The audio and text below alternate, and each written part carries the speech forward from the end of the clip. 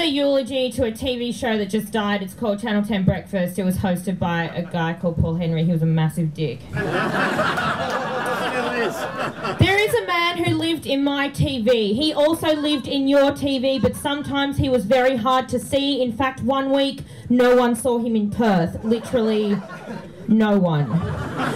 His name is Paul Henry, and he's like the Where's Wally of breakfast telly if Wally visited a preschool with a bomb strapped to his chest. While on Channel 7, Koshi and Mel wax innocuous about the carbon tax, and on 9, Carl Stefanovic invents crises like something called Paddle Pop Gate and asks how often on average women menstruate. Every morning over on Channel 10, someone was shouting like no one was watching because no one was watching, because Paul Henry be crazy. Paul Henry be crazy like a man who shakes a baby. Now, I can't say for certain that he ever shook a baby, but he definitely hit his 4-year-old daughter in the face with an axe. I can speak about Paul Henry without hesitation because I recently escaped from a hostage situation where I had to watch all 2.5 hours of Channel 10 breakfast every day, and I find myself here tonight on this, the final shimmer of twilight, in the do not go gentle into that good night final firelight of Channel 10 breakfast's wonderful life, because it's been axed, because God, it was really shit. And because no one deserves to die alone, I ask you to sit with me in the death rattle dark and let me share with you the thoughts Paul Henry shared with me on Channel 10 breakfast. Here is a short excerpt from the list of things Paul Henry hates. Paul Henry hates his co-host Kath Robinson. Paul Henry hates the Dalai Lama. Paul Henry hates homeless people. Paul Henry hates sand. Paul Henry hates skirts. Paul Henry hates lunch. Paul Henry hates the reply all button. Paul Henry hates the average woman at home. Paul Henry hates the Mai Tai resort in Port Douglas. Paul Henry hates rubbing. Paul Henry hates the size of Olympic gold medals. Paul Henry hates cyclists. Paul Henry hates Darwin. Paul Henry hates dogs, and Paul Henry hates back fat. Now, here is an exhaustive list of things Paul Henry likes. Paul Henry likes Peter Stuyvesant cigarette packets, and Paul Henry likes asking female reporters to do a twirl when he interviews them. Here are some things Paul Henry believes. Paul Henry believes Olympic athletes have a fiscal responsibility to Australian taxpayers to perform well. Paul Henry believes that whipping children and women asylum seekers as they get off the boats would send a good message. Paul Henry believes he saw a UFO at Stonehenge, and Paul Henry believes he was raped by emus, to quote, "I was actually raped by multiple emus."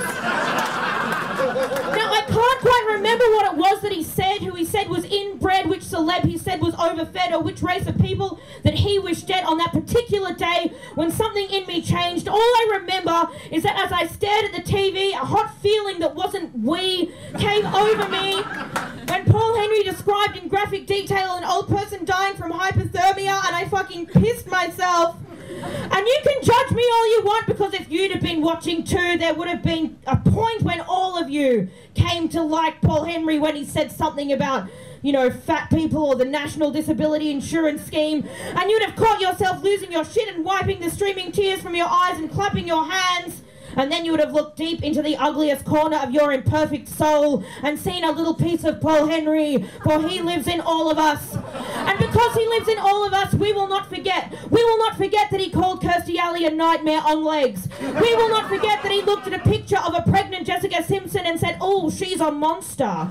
We will not forget that he said that Princess Beatrice looked like a toilet. And we will not forget that he told a woman, a civilian woman, who had come on his show to discuss her personal battle with obesity and depression. We will not forget that Paul Henry said to this woman that she should know that when she looks in the mirror, she is not beautiful. Paul Henry, live fast and die young, and don't let that sun that you flew so close to burn you on your way out of here, my rocket man. Go